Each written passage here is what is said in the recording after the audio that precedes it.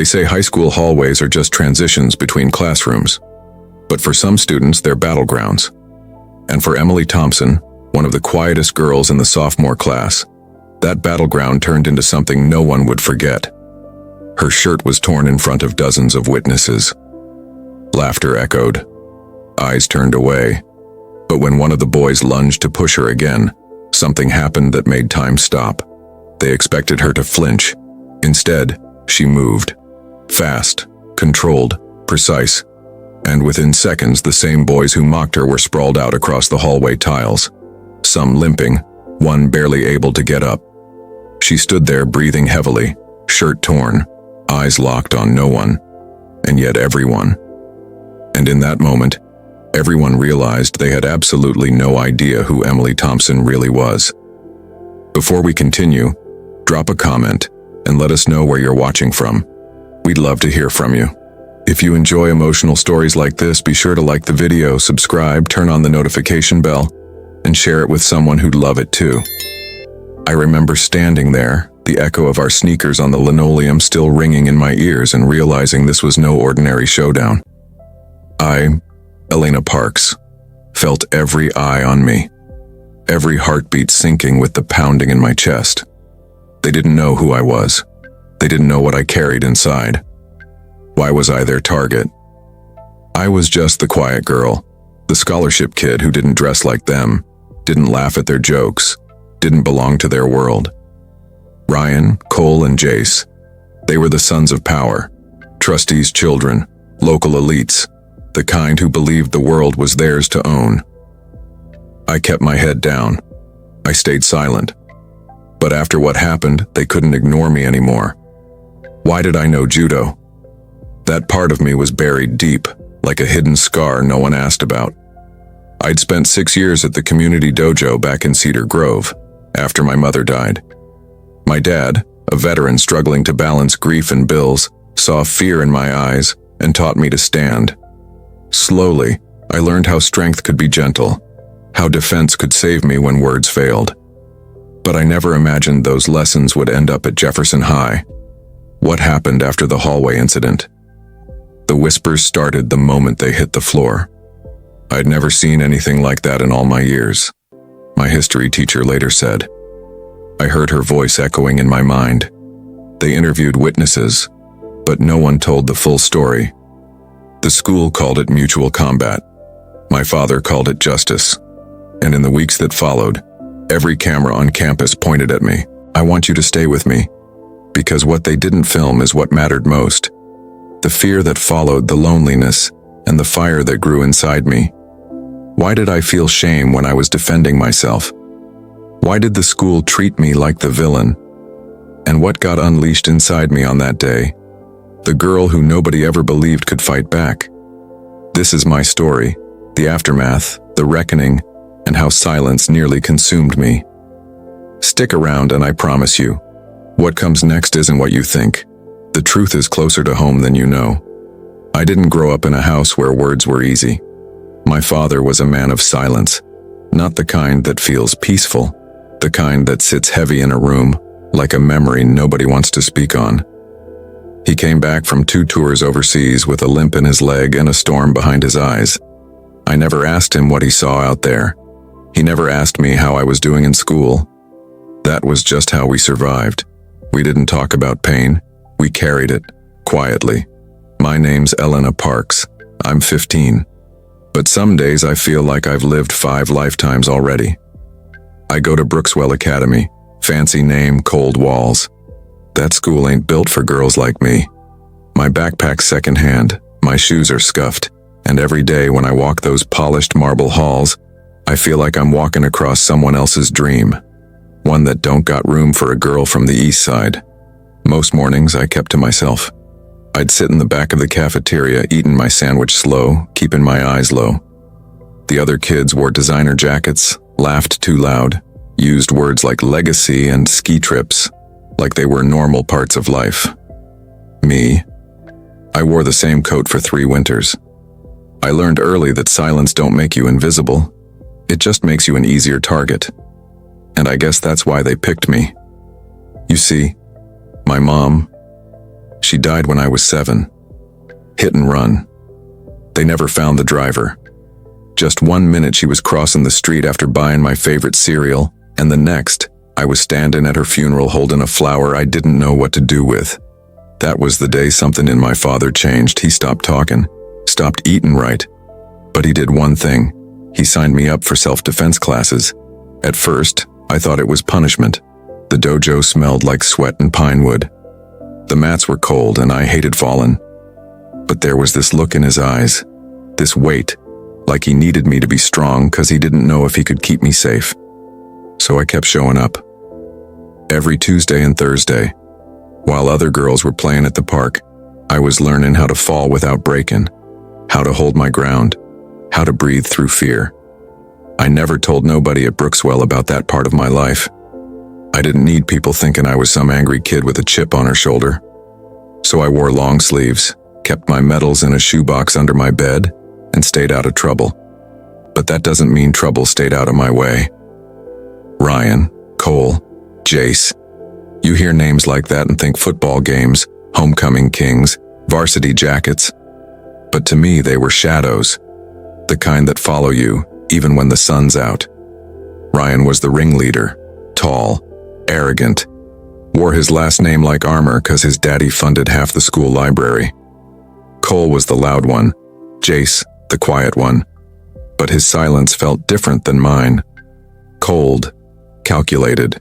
They'd laugh loud when I walked by, ask questions they didn't want answers to. Where'd you get that coat, Elena? Thrift shop? Or you got a daddy or you borrowing someone else's? They thought I was too small to hit back, too quiet to raise my voice. But what they didn't know, what they never bothered to ask, is that sometimes silence ain't weakness. Sometimes it's restraint. I remember one afternoon sitting in my room holding this old medal. It was gold, chipped on the edge. First place. I was 10. The tournament was small, nothing fancy, but I remember that day like it happened 5 minutes ago. My mom had been gone 3 years by then.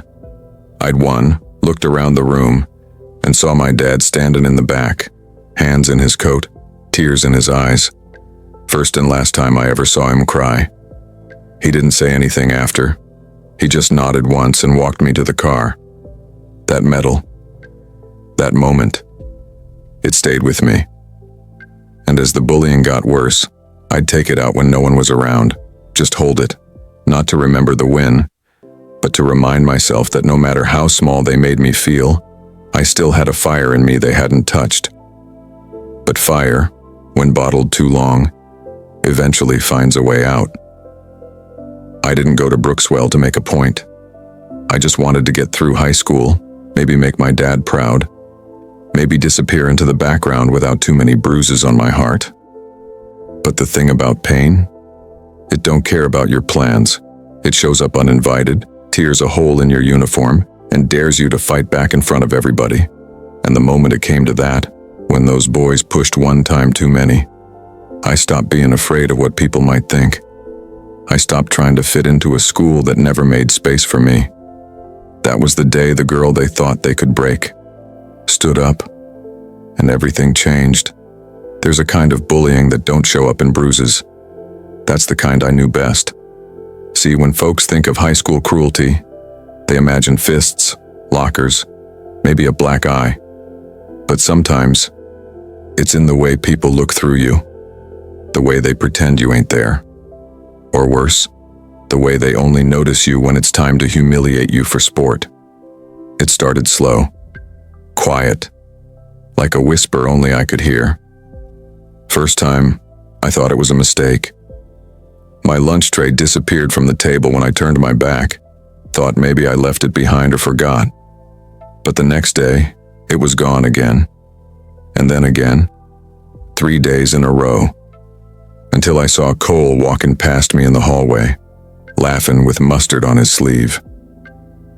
I stood there, tray in my hands, watching him toss what was left of my sandwich into the trash like it meant nothing. And in that moment, I ain't feel anger. Not yet. I felt small. Like maybe I wasn't supposed to be there at all. Then came the locker. Mine was at the far end of the East Hall, past the music room by the stairwell most kids avoided, because it always smelled like bleach and something older. I liked that. Less people meant less attention.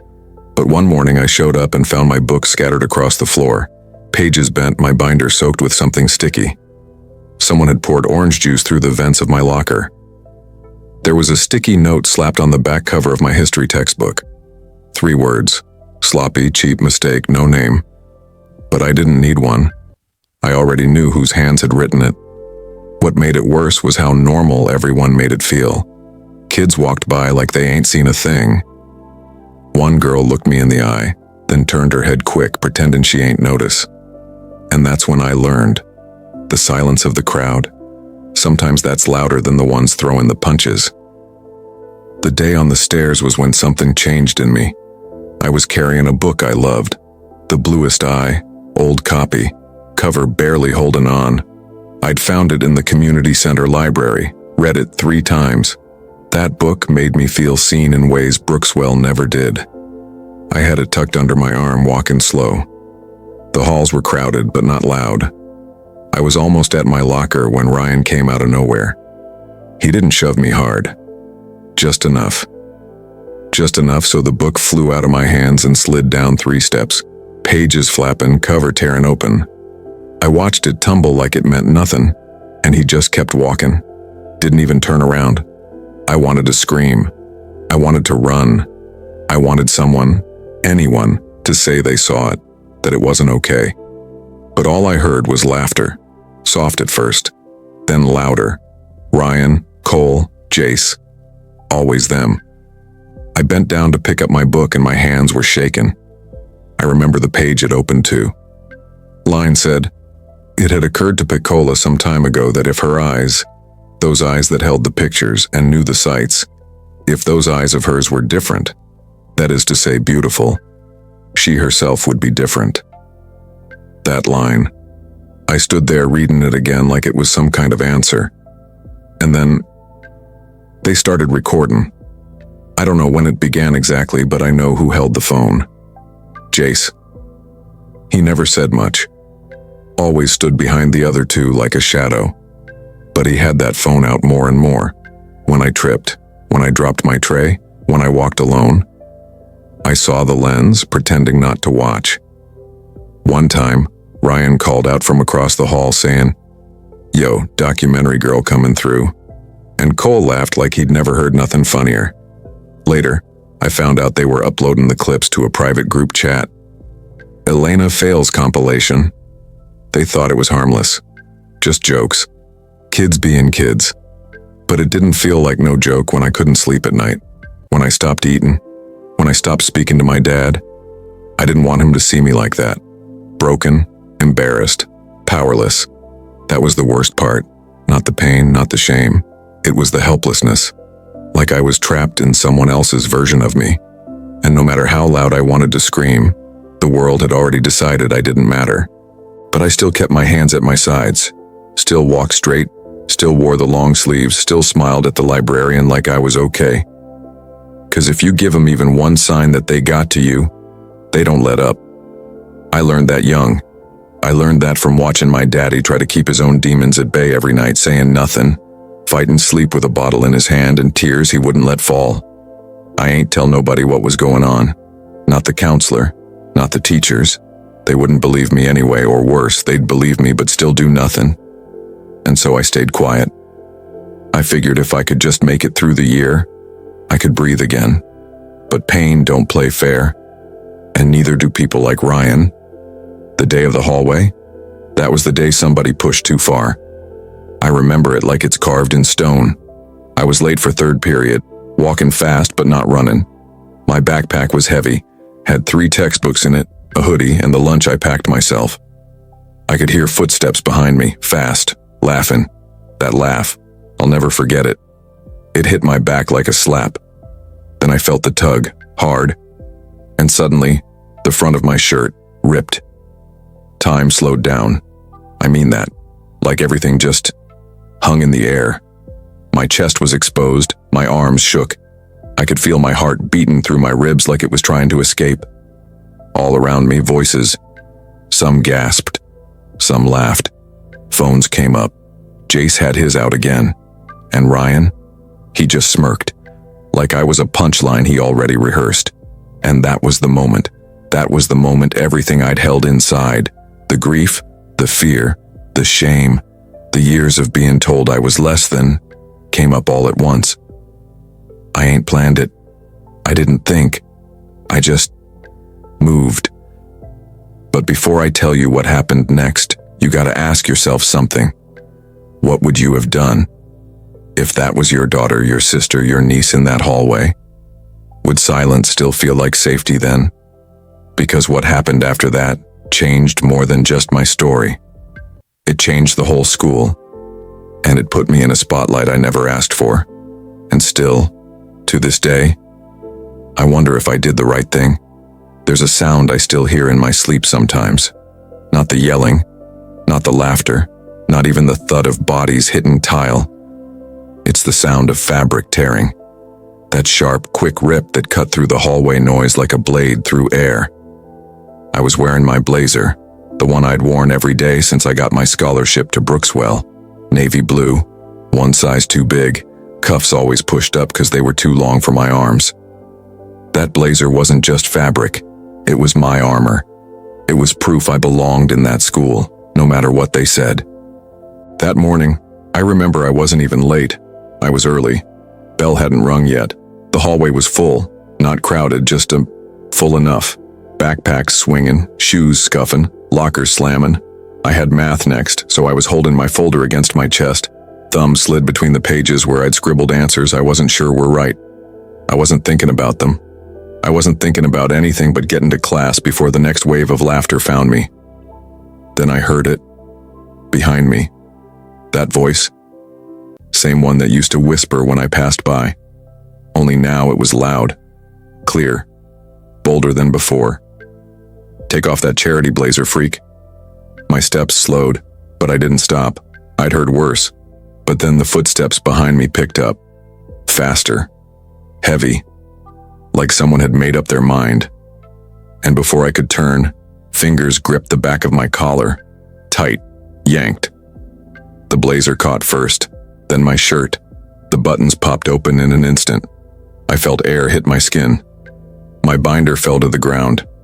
Papers scattered across the floor like a storm had blown through. That sound, that rip, it echoed. Loud. Louder than anything I'd ever heard in that hallway. I stood there frozen. My chest half exposed. My bra visible. My mouth dry. My hands trembling. And all around me, silence. But not the peaceful kind. It was that heavy, suffocating silence. The kind that comes right before the storm. Then came the gasps. The kind that make you feel naked even when you're not. The kind that make you wish the floor would swallow you whole. Then someone laughed. And another. I saw Jace, phone already out, already recording. His thumb hovering over the screen like this was just another clip for their private collection. Cole was smirking. And Ryan? Ryan was smiling like he'd won. I should have cried. I should have run. I should have folded in on myself and let it pass like I always did. But I didn't. My breath slowed. My eyes locked on the phone. Then on Ryan's hands. Then on the scrap of my shirt that was still clinging to his fingers. I don't remember making the decision. I don't remember even thinking. All I felt was fire. Not anger. No, this was deeper. It was everything I'd swallowed since I was 7. Every insult. Every lonely lunch. Every night I stared at that metal in the dark, wondering if I still had it in me. And then I moved. First throw, my hand gripped his wrist tight, stepped into his space, pivoted my hips, and slammed him onto his back. The sound of his body hitting the tile was louder than I expected. Sharp, clean, like a book closing hard. I didn't give them time to react. Cole rushed in, trying to grab me from the side. I turned, dropped low, grabbed his knee, swept. He was down, hard. And Jace? He stood there, mouth open, still holding his phone. I stared at him for 1 second. 1 breath. That's all it took. He dropped the phone. Backed away. The hallway exploded. Screams, running, phones up, People yelling. A girl near the lockers cried out. A boy shouted, "Yo, she wildin'." But none of that mattered. My ears were ringing. My hands were still up. My shirt was still ripped. I was breathing hard. And Ryan, he didn't get back up right away. A teacher finally rushed in. Coach Mendez, big guy, usually laid back. But the way he looked at me, I'll never forget it. Not shock, not disappointment, just confusion. Like he'd walked into a moment that didn't make sense. He asked what happened, but no one answered. No one said a word, not even Ryan. And me, I just stood there, sweating, shaking, shirt hanging off one shoulder, eyes darting from face to face. Some looked afraid, some amazed, and some finally saw me for the first time. They asked later, was it bravery? Was it self-defense? Or was it something darker? I couldn't answer. All I knew was I wasn't invisible anymore, and that scared me more than being forgotten ever did. When those boys' parents demanded I be expelled, I saw the lines drawn loud and clear, not just in the school, but in the town, in the whispers at church bake sales, in the incredulous stares at the supermarket checkout. They wanted to paint it as a violent outburst, a disturbance caused by a quiet girl who snapped. They never cared about what came before. I didn't speak. My dad didn't either. He stood beside me at home, silent as always, but his hands shook when he held mine. He didn't beg or yell at me to explain. He just nodded because he knew, maybe better than anyone, how many times I'd held that fire inside without letting it burn me up. He was proud, but terrified, and that terrified me even more. Brooksville Academy moved fast. Press statements, private meetings with parents, reassurances that this was an isolated incident. They placed me on temporary leave for evaluation, but my heart knew what that meant. They wanted my silence, my absence, the easy erasure of a problem they painted as mine. But they forgot one thing. Somebody recorded it. The video leaked. Not on the school's carefully curated Instagram feed, not through some sanitized news release. No, it hit YouTube at midnight, ripped from a kid's phone, blurry at first, then clear. And when I watched it the next morning, face pressed against the cool kitchen tiles, I didn't feel fear. I felt something else. A battered pride. A spark. And it lit a wildfire. News coverage followed. Channels spoke of a strange flare of violence at an elite prep school. Twitter threads debated endlessly. Was it self-defense or a dangerous escalation? The world clicked, replayed, paused, dissected me like a specimen. I found myself in a spotlight I didn't ask for, scrubbed, analyzed, labeled. Not a sad girl, but maybe a threat. In the middle of that storm came a twist I couldn't have scripted. A girl stepped forward. Jasmine, a freshman. She said something simple. She saved me too. That clip went viral. Not because she filmed herself crying, which she didn't, but because she stood in that hallway weeks before the incident, frozen in silence while Ryan shoved her books to the floor. She said she'd watched me walk over that day and pick them up, look him in the eye, not with anger, but acceptance, and then keep walking. But that look, Jasmine said, changed everything. I didn't know Jasmine until then. I only knew what she saw. Silence. But maybe it was strength, not just mine, hers too. That changed the narrative. Then more stories followed. A teacher who saw Cole trip me in the stairwell. A lunch aide who heard Jace calling me names each day. A janitor who picked up the scraps of orange juice from my locker day after day.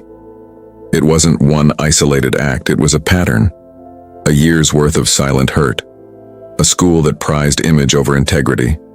That's when the investigators came. Not school administrators, but real investigators, seeking truth, not spin. They pulled fees, records, phone logs, disciplinary reports, and they brought me in. Not to interrogate, but to ask. I told them everything. The lunches, the stolen tray, the locker, the stairwell, the laughter, the taunts. My voice shook, but it didn't break. Because this time the world was finally listening. I saw the faces of the boys' parents change, from confidence to worry. I heard whispers among the elite families. This could get ugly. And I realized that I didn't just need them to hear me.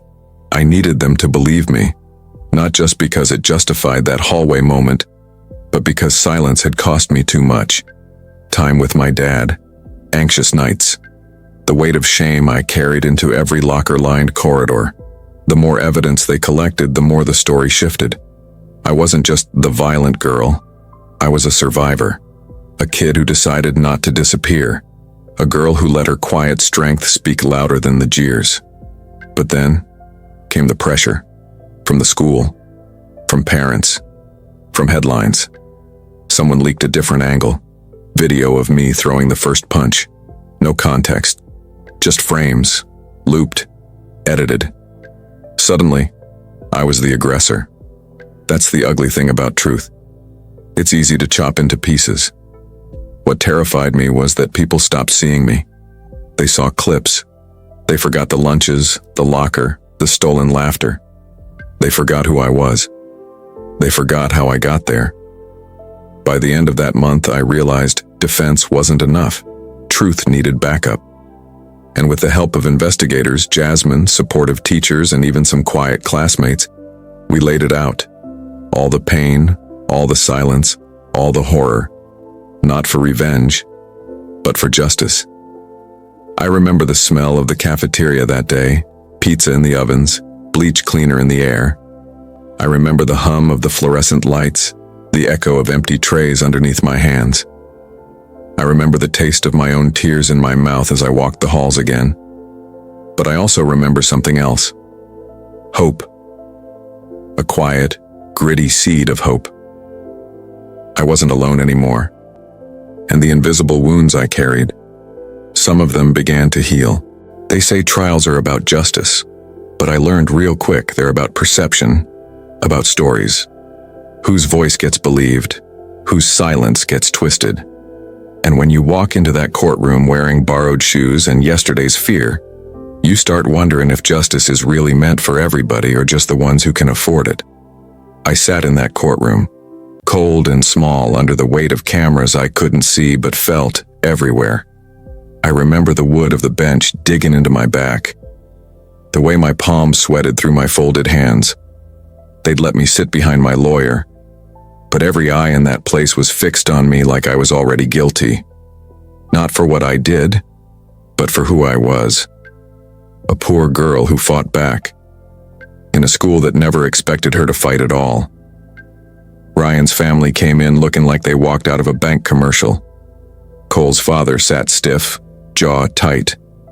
Jace's mother had that look in her eyes, the kind that wasn't grief but outrage, like her son's embarrassment had stained the family name.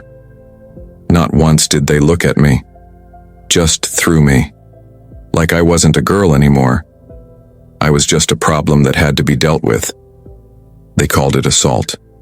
They said Ryan had a fractured collarbone, that Cole had a dislocated shoulder, that the fall could have caused a concussion.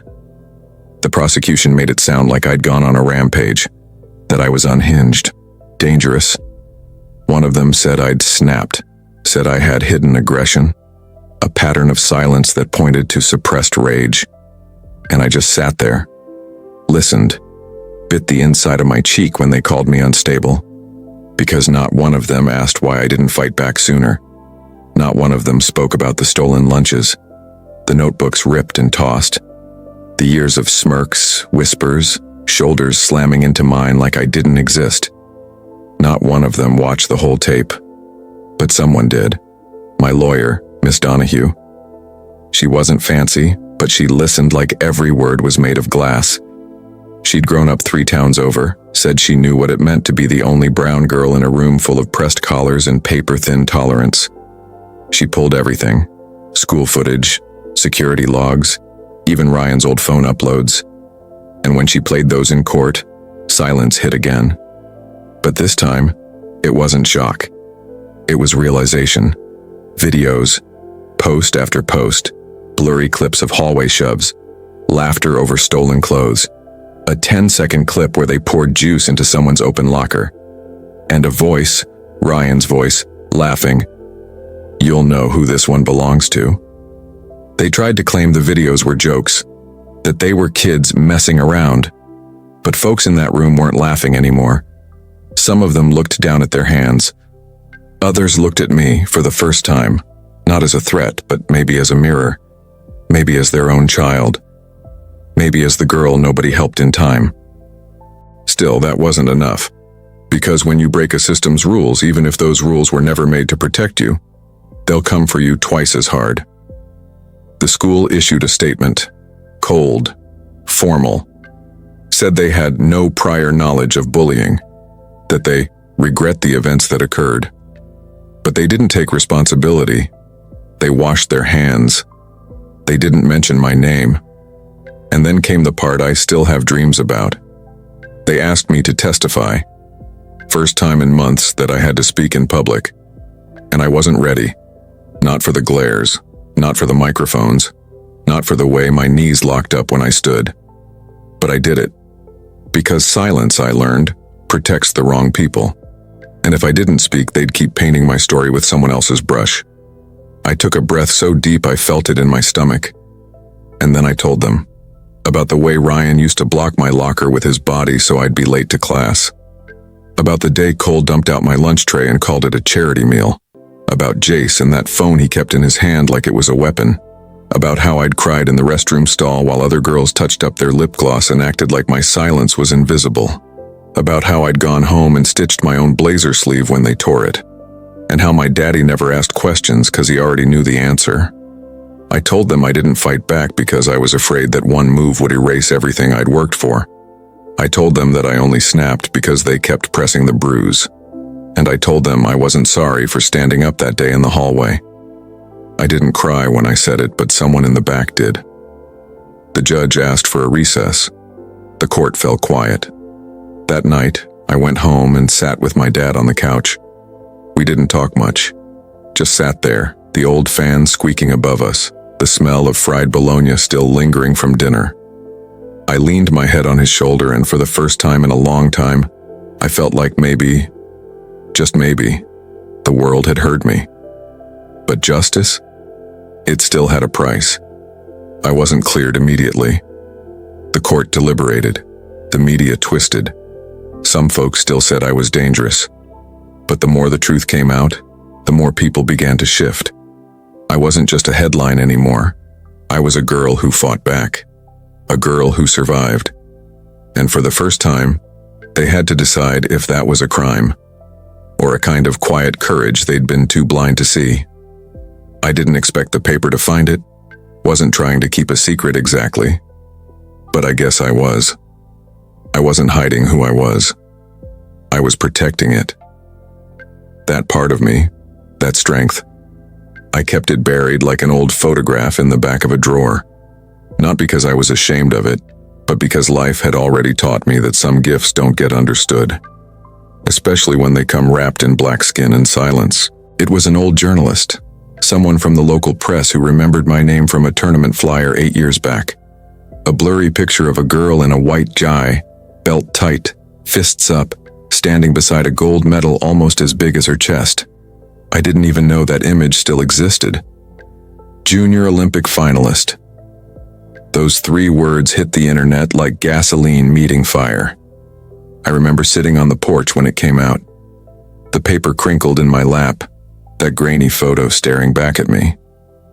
My dad didn't say a word, just brought me a glass of water and sat beside me. I could hear the cicadas buzzing in the trees, feel the weight of the heat pressing down on my skin like the world was holding its breath. And I remember thinking, now they're gonna rewrite me again. See, before that article, I was the quiet girl who broke, the girl who snapped. Some folks hated me for it, but others felt something for me. Sympathy, maybe, or sorrow. But after that, everything shifted. Now I wasn't just the girl who defended herself. I was the trained fighter who waited, the girl with years of power folded beneath her sleeves.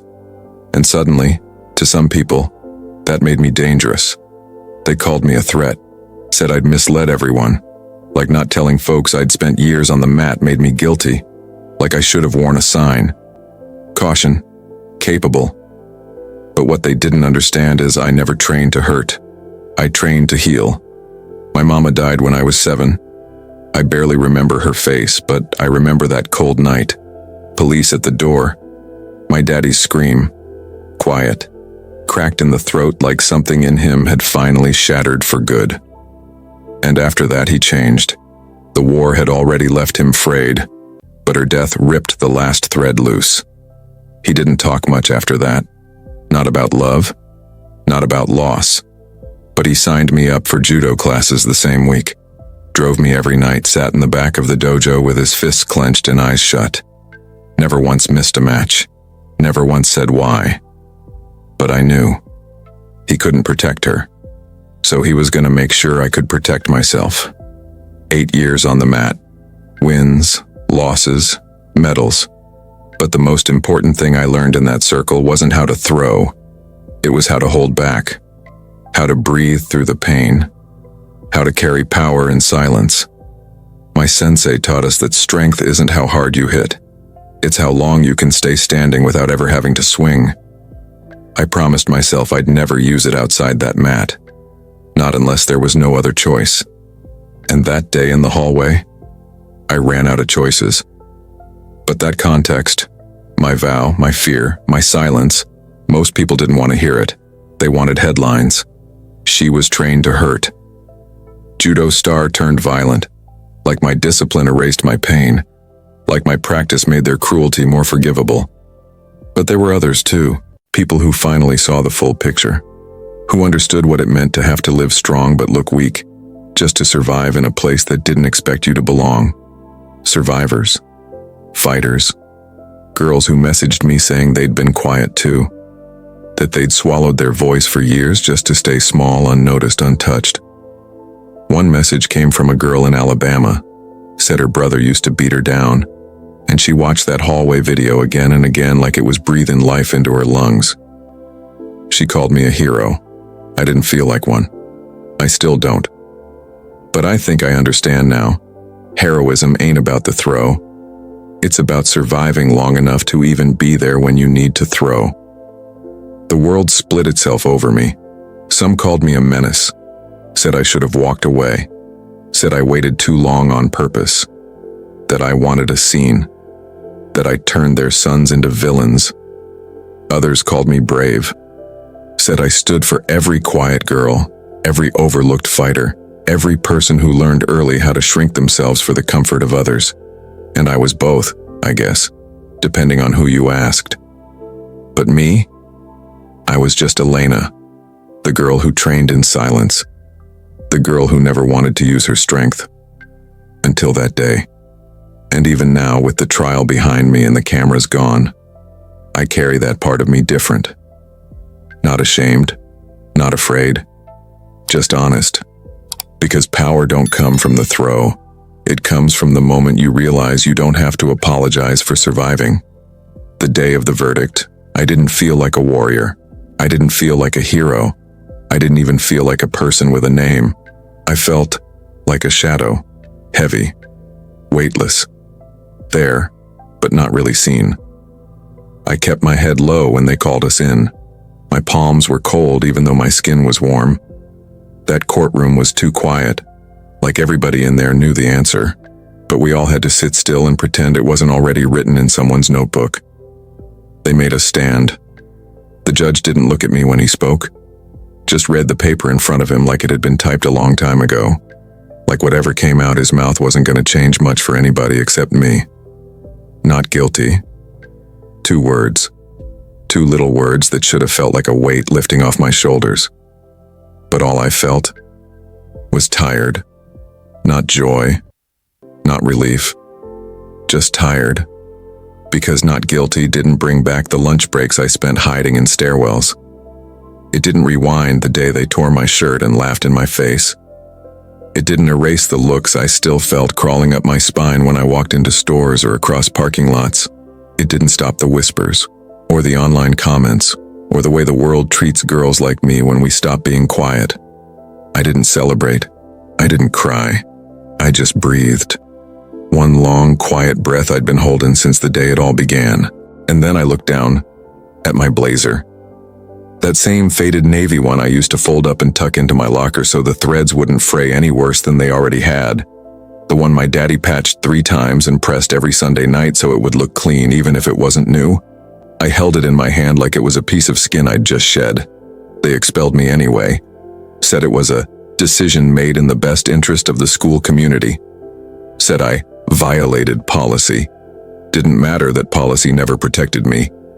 Didn't matter that I had evidence, support, a courtroom win. Brookswell wasn't built for girls like me to stay. So I left. Not in shackles. Not with shame. I walked out that courthouse with my head steady, heart sore but still beaten. And there he was, and my daddy, standing just outside them doors. The way he looked at me, I ain't never forget that. He ain't say nothing, just reached out, arms wide, and pulled me into him like he was holding the world together with one hug. That man never cried around me. Not once. But that day, I felt him shake. I felt the years he carried, the war he came home from, the wife he buried, the child he raised with one hand and 2 jobs. And now, the battle we'd fought together, quiet, long, and ugly, had finally spit us out on the other side. We ain't win, but we didn't lose either. We just made it. He held me like I was something whole, and maybe for the first time I believed I was. We didn't go back to Brookswell. Didn't matter. Because that school wasn't my future. It was just one chapter, one hallway, one long moment where I learned that even when the world turns its back, I still got my voice, my strength, my story. I got letters from other schools, messages from strangers, girls who said they saw themselves in me, girls who said they'd been pushed too, who hadn't fought back but wished they had. And maybe that's the hardest part to swallow. That in this world, sometimes telling the truth, standing up, protecting yourself, still don't get you a trophy, don't get you applause. Sometimes it just gets you out alive. But that's enough. Sometimes survival is the victory. I still wear that blazer from time to time. Not because I have to, but because it reminds me what I came through, what I stood in, what I refused to fold under. And every now and then, I look in the mirror and see her. That 15-year-old girl in the hallway, shoulders back, hands trembling, eyes locked on the ones who thought she'd stay small. She wasn't perfect, but she was powerful. She wasn't welcome, but she was worthy. And no verdict, no school, no voice raised against her could ever take that away. Time don't move in straight lines. Some days stretch out like they never gonna end, and others pass so fast you forget to breathe. After everything that happened, the trial, the expulsion, the headlines, the silence, life didn't return to normal. It didn't go back to the way it was. It never could. Truth is, that version of me, the one who walked them halls with her head down, who whispered, "Yes, ma'am," to every sideways glance, who took the weight and swallowed it. She didn't survive what happened. She had to die so the woman I am now could stand in her place. It took time. Years even. I kept quiet after the trial. Not out of shame, but because I needed space to remember who I was outside of the fight. I went away for a while. Not far. Just far enough to not hear the whispers, not feel the stares. I lived with my aunt down in Jackson. Spent my mornings running in the dark, just me and the pavement, trying to outrun the memory of a hallway and the sound of fabric tearing. I'd jog past neighbors watering their yards, kids waiting on the school bus, and I'd wonder if they'd see me different if they knew, if they'd look at me like a fighter or a threat. And somewhere between them early runs and quiet afternoons, I found a stillness I didn't know I needed. That's when I started teaching, not at no big gym, just a church basement at first. One of the deacons let me borrow the space after choir practice. I rolled out them mats myself, patched together from old donations and garage sale finds. The first girl who showed up, she couldn't have been more than 8, Hair tied up in a puff, little tennis shoes barely holding onto her heels. She didn't speak much, reminded me too much of me. But when I showed her how to fall, how to roll her shoulders so she don't break nothing, how to use her breath to steady herself, she smiled. That smile cracked open something in me. Since then, I've been showing up for girls like her. Girls who've been taught to be small, quiet, invisible. I don't teach them how to fight to hurt nobody. I teach them how to stand, how to protect their space, how to take up room in a world that still don't know how to handle them. Now every Saturday I walk into a real studio, one with lights and banners and a floor that don't squeak, and I stand in front of a row of girls, some tall, some tiny, some already strong, some still holding fear in their shoulders. And when they bow, when they move in unison, when they fall and rise again and again, I see Elena Parks in every one of them. I see the girl who didn't speak, and the girl who finally did. As for Ryan, yeah, he out there too. Got himself a podcast now. Talks about how the culture turned on him. Says he was just a kid making jokes. Never mind the bruises he left behind. Never mind the fear he carved into my days like it was his signature.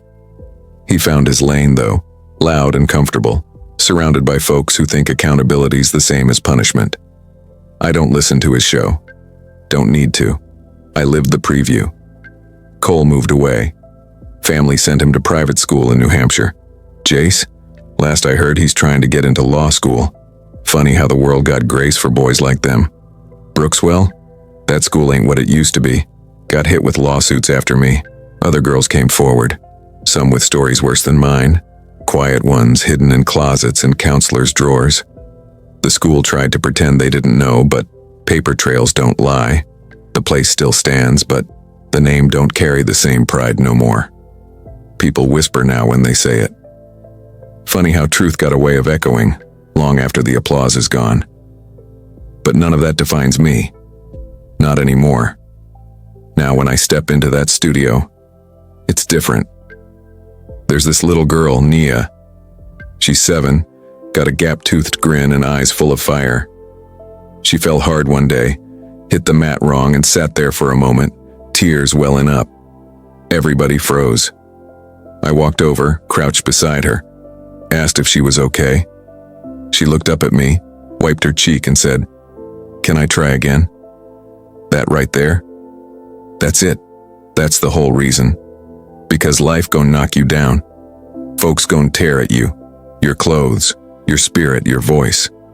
But if I can help just one girl learn how to fall without breaking, how to get up without asking permission, then everything I went through, every headline, every scar, it mattered.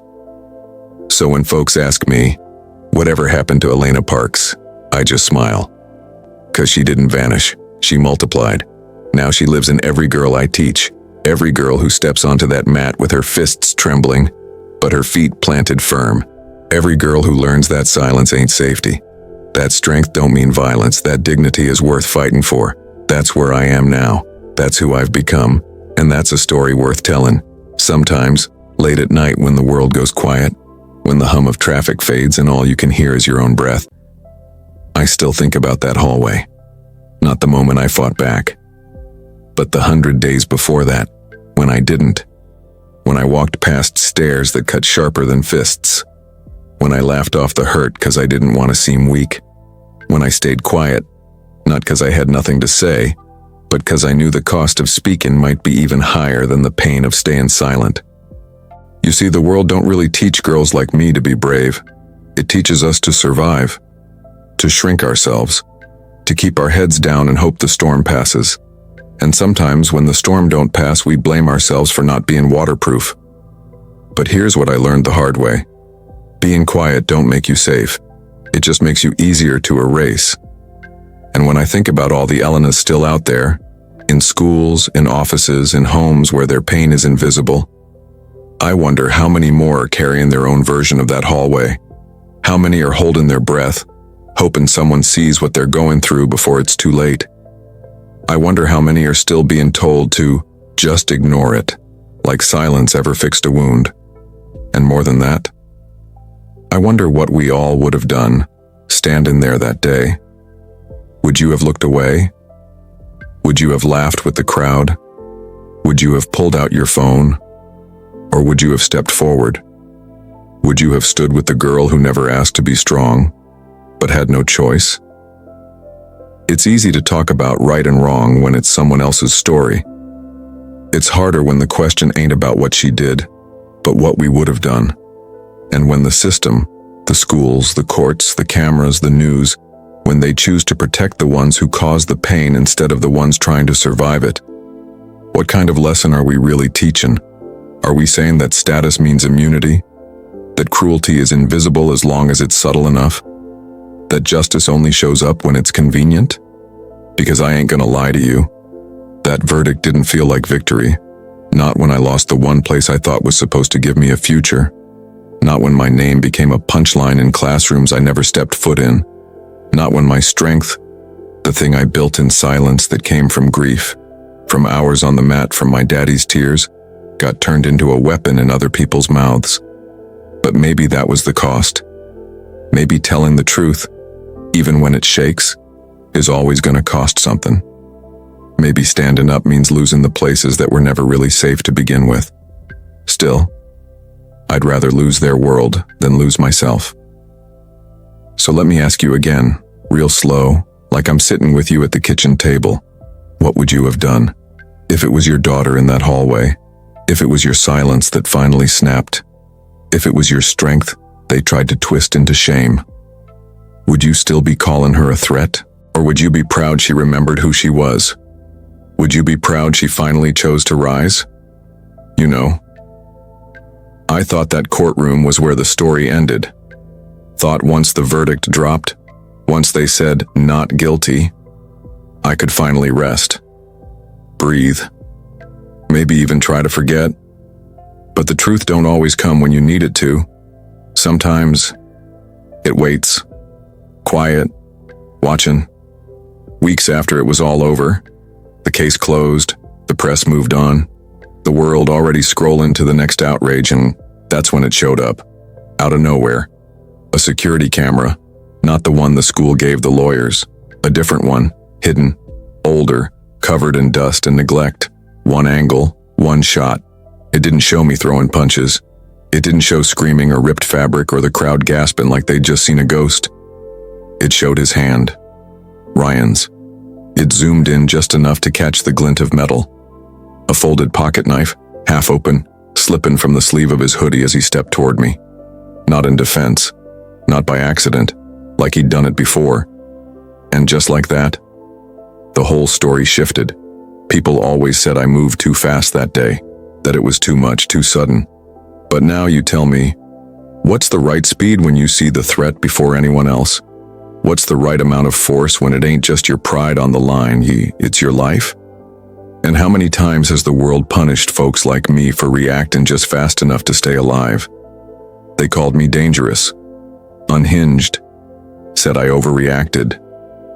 But what the cameras never caught, what they chose not to catch, was that I didn't just fight for me that day. I might have saved someone else's daughter, maybe someone who never even knew they were next. And that's what stays with me. Not the headlines, not the bruises, not even the silence that came after. What stays with me is the question I still ask myself every night. Was I a hero? Or just the only one who didn't look away? And now I turn that question to you. What would you have done? Because maybe this ain't just about me. Maybe Elena's story, her pain, her strength, her silence, her roar. Maybe it ain't a 1 in a million kind of thing. Maybe it's happening right now. In a hallway you ain't seen. In a school you never heard of. So before you scroll away, before this becomes just another video, just another story you half remember, ask yourself this. If you saw someone being torn apart, would you wait for permission to care? Would you need proof to stand up? Would you only call it bravery if a camera caught it? Or would you finally stop waiting and fight back? Before we go, drop a comment and let us know where you're watching from. We'd love to hear from you. And if this story moved you even just a little, like the video, subscribe, turn on that notification bell. and share it with someone who needs to remember that silence ain't strength. Truth is,